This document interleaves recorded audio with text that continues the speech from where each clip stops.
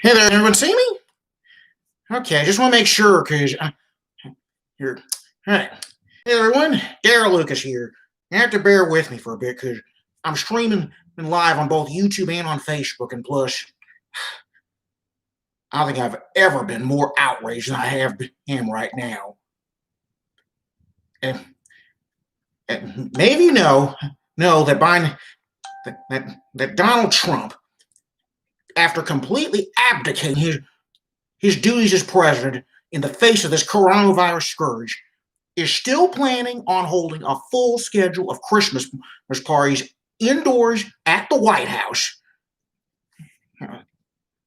As bad enough as it is, this comes after he, his wife Melania, and most outrageous to me, his son Barron, caught this virus.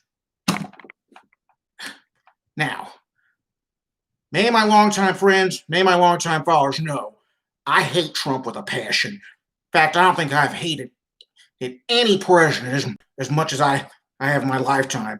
And I've lived under 7 presidents, soon to be 8. But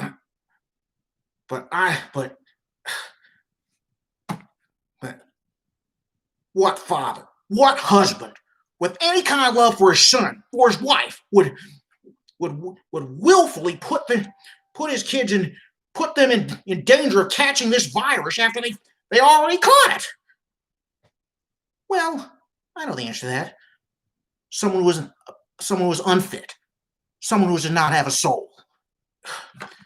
Now, there are many reasons why Trump should not be pardoned in the manner that Nixon was pardoned after he was pushed out of office after Watergate.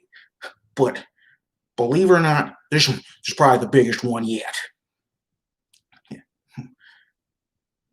If any of us pulled a stunt like this, holding a full schedule of Christmas parties indoors, not only after they caught the virus and after their wife and after their kid caught the virus, we'd be in jail, or at the very least, our kids would have been walked out by social service and child protective service, or whatever age they call them this in your state, the next day.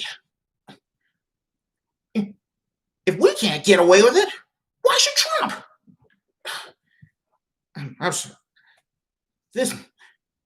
If there is any doubt that this so-called president is the most unfit and unqualified man ever to occupy the White House in this country's history, well, folks, this should erase it. I'm sorry. I have to pardon me again. When I first saw this roll across my Facebook feed this morning, it was all I could do to keep my composure. In fact, it took until this afternoon for me to calm down to where I could express my thoughts on this in a way that wouldn't get me a knock on the door from the Secret Service. But Donnie, and no, you don't deserve to be called Mr. Trump anymore.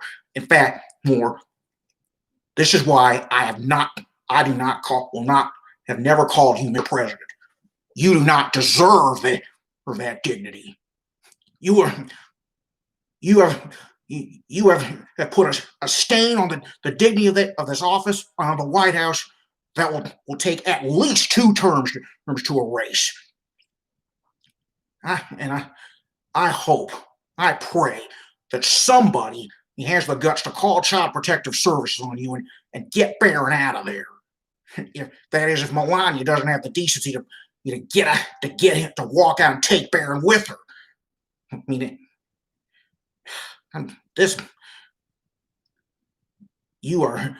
I hope and I pray that you're held to account for all your crimes, but especially this one. And yes, this is a crime, because if what he's doing isn't child endangerment, quite frankly, I don't know what is. I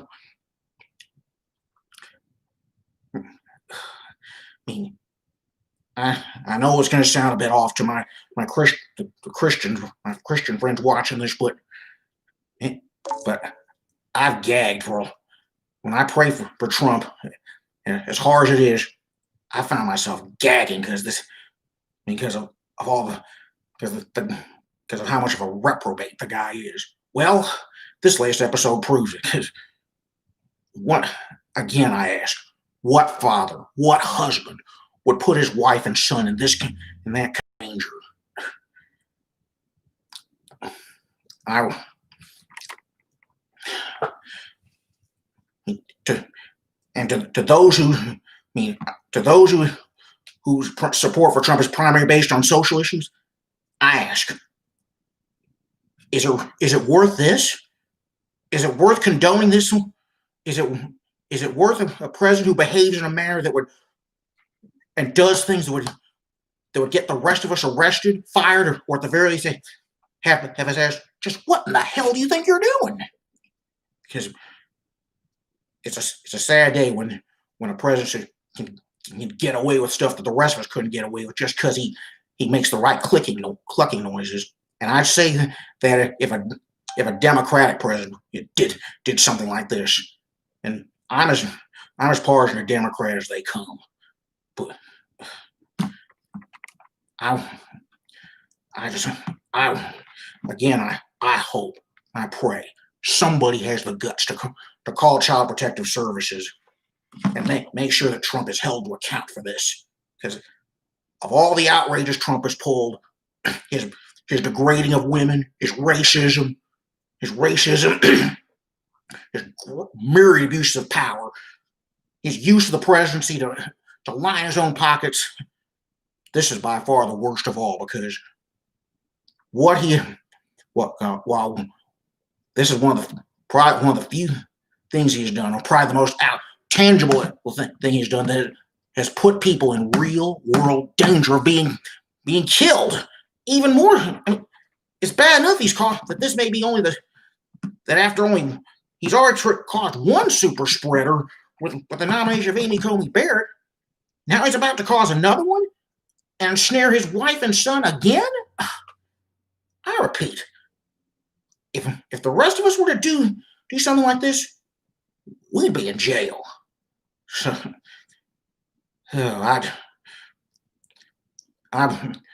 this is why I hate Trump with a passion, and this is why I'm going to be dancing a jig, figuratively, when he's gone and Biden is finally sworn in.